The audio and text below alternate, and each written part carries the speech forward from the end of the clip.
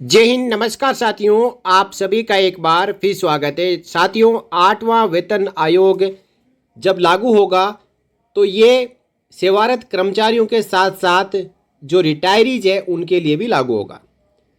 लेकिन अक्सर देखा जाता है कि जो वेतन आयोग की टर्म्स ऑफ रेफरेंसेज है उसके लिए जो सर्विंग एम्प्लॉयज़ है उनसे तो पूछा जाता है। सर्विंग जेसीओ, जवान, अधिकारी, इनसे कहीं ना कहीं पूछ लिया जाता है कि 8वें वेतन आयोग के लिए आपकी एस्पायरेशंस क्या है, फीडबैक क्या है। लेकिन ये हमने नहीं देखा कि जो भूतपूर्व सैनिक है उनसे किसी ने पूछा हो कि 8वें वेतन आयोग के जरिए आप अपनी पेंशन में क्या बदलाव चाहते हैं। लेकिन दोस्तों, आप स्क्रीन पर देख पा रहे हैं डीएनवी यानी डायरेक्टरेट ऑफ नेवल वेटरन ने 21 अप्रैल 2025 को लेटर जारी करके नेवी के फाउंडेशन चैप्टर्स और ऑल वेटरन सेलर्स फोरम यानी वीएसएफ चैप्टर्स, दो बड़े वेटरन के ऑर्गेनाइजेशन है नेवी के, उनको पत्र लिख के पूछा है कि 8वें वेतन आयोग में आपकी क्या मांगे हैं। इम्प्लीमेंटेशन ऑफ 8th सेंट्रल पे कमीशन।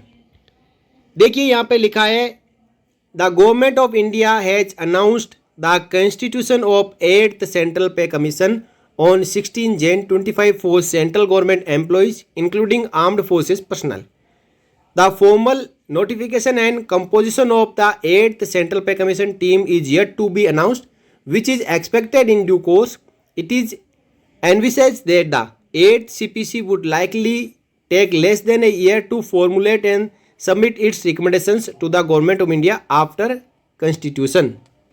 यानी भारत सरकार ने 16 जनवरी 2025 को सशस्त्र बलों के कर्मियों सहित केंद्रीय सरकारी कर्मचारियों के लिए 8वें केंद्रीय वेतन आयोग के गठन की घोषणा की है।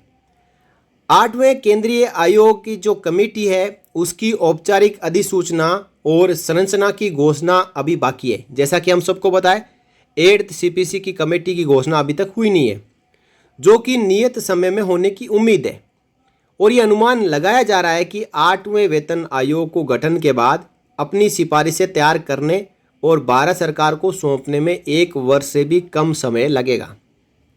During the 6th and central CPCs, the armed forces proposals were submitted in the form of joint services memorandums यानी JSMS.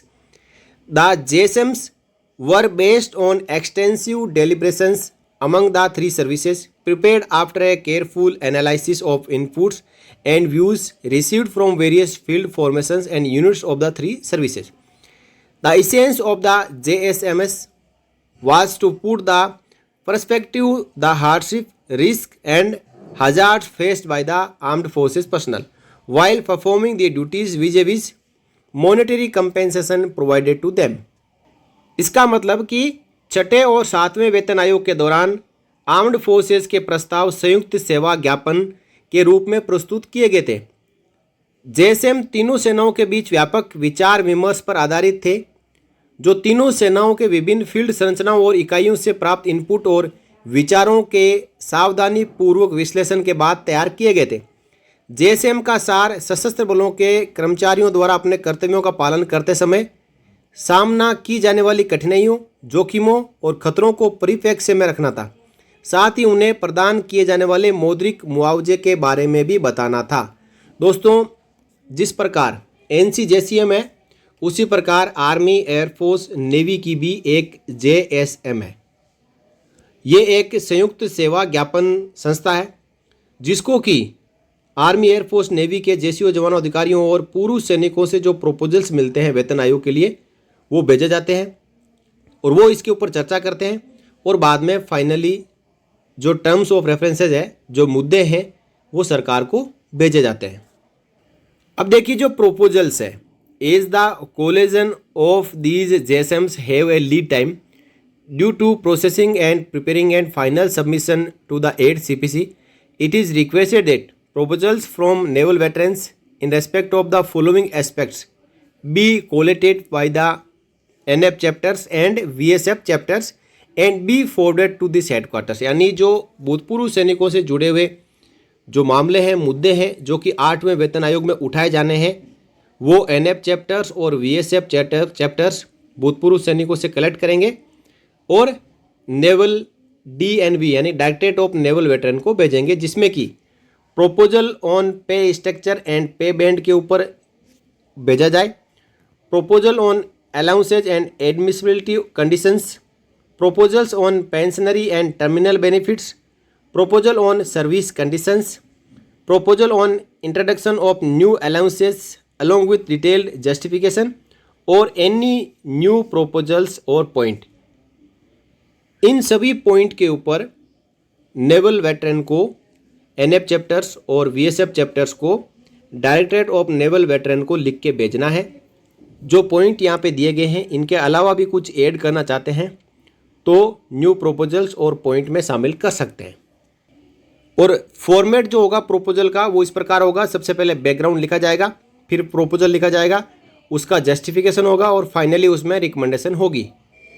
इसी के साथ एनएफ चैप्टर्स और वीएसएफ चैप्टर्स से यहाँ पर निवेदन किया गया है कि वो अपना कंसोलिडेटेड प्रोपोजल डीएनवी के ईमेल आईडी 8pccnavy@gmail.com पर 31 मई 2025 तक भेज दें। तो दोस्तों, अब आर्मी, एयरफोर्स, नेवी में भी 8वें वेतन आयोग को लेकर तैयारियां शुरू हो चुकी है।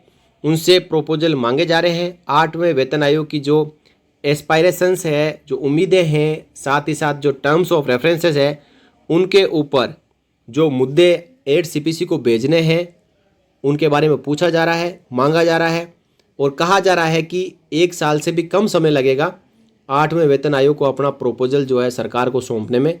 इसलिए सभी जो वेटरन्स के ऑर्गेनाइजेशन हैं वो इस तैयारियों में जुट गए हैं कि जो पेंशनर्स को भी वेतन आयोग में पूरा फ़ायदा मिले। और साथ ही साथ जो आर्मी, एयरफोर्स, नेवी हेडक्वार्टर है वो भी नीचे अपने कमांड के जरिए core, div, brigade, unit level तक 8वें वेतन आयोग को लेकर पॉइंट्स पूछ रही है। इनको कंसोलिडेट करके 8 CPC को भेजा जाएगा और उम्मीद की जा रही है कि इसी महीने यानी अप्रैल 2025 महीने के दौरान ही 8 CPC की जो कमेटी है उसका गठन हो जाएगा और गठन होने के बाद कमेटी अपना काम शुरू कर देगी। इसी बीच नेवी, आर्मी, एयरफोर्स की ओर से 8 CPC को लेकर जो प्रोपोजल पूछे जा रहे हैं उनका हम स्वागत करते हैं।